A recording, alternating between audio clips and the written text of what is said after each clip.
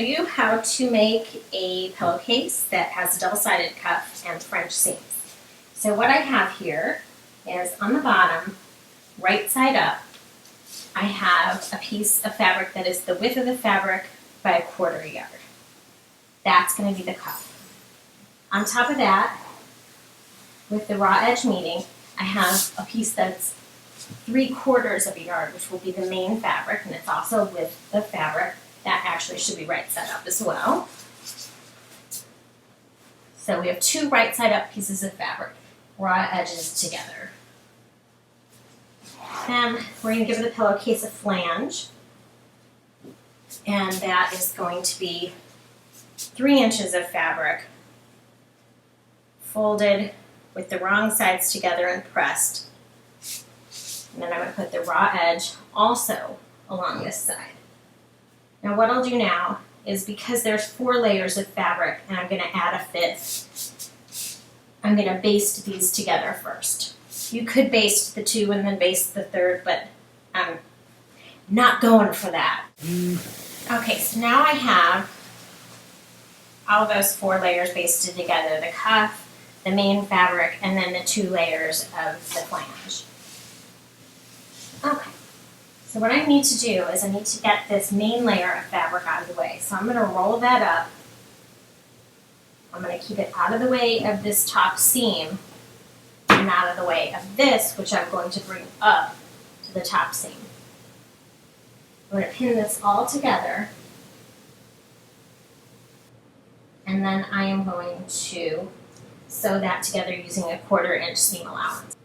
Okay, now that I have that all pinned, I just wanted to show you that what I have is a tube, and I'm going to sew the raw edge together.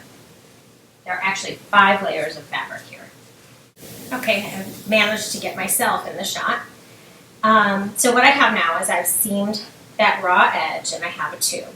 And inside the tube is the main fabric, and the tube is actually the cuff of the pillow. So you're just going to pull that main fabric out.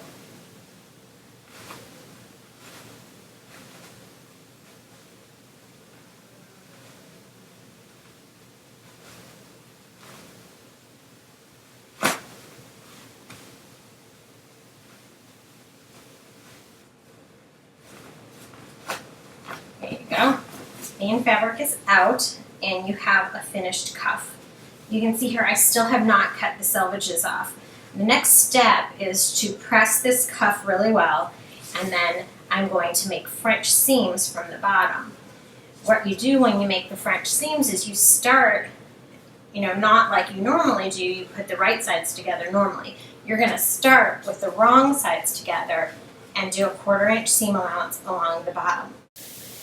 Okay, so I've got my bottom seam together, and I've got this raw edge on the outside, and with the French seam what you do is, I'm going to clip this little corner off to get rid of some bulk. And you're going to just turn it, so now the right sides are facing. I'm going to poke out that corner really well. And then I'm going to press this. Then after I've got it pressed, I'll do a 3/8 to a 1/2 inch seam that'll enclose the raw edge, and then I'll be able to seam the sides.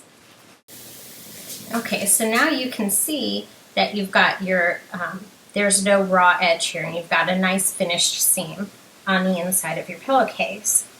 Now I'm going to turn it, and I'm going to press it, and then I will trim these selvages off so we've got nice perpendicular lines.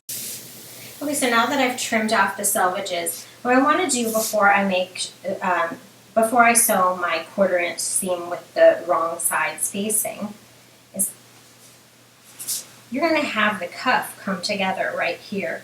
One of the things that will annoy you, would annoy me when I've had it off before, is you want to make sure that those are going to be nice and even, and that the top is going to be nice and even. So it's a good idea to pin those in place before you sew. And then go ahead and sew a 1/4 inch seam allowance with the wrong sides facing.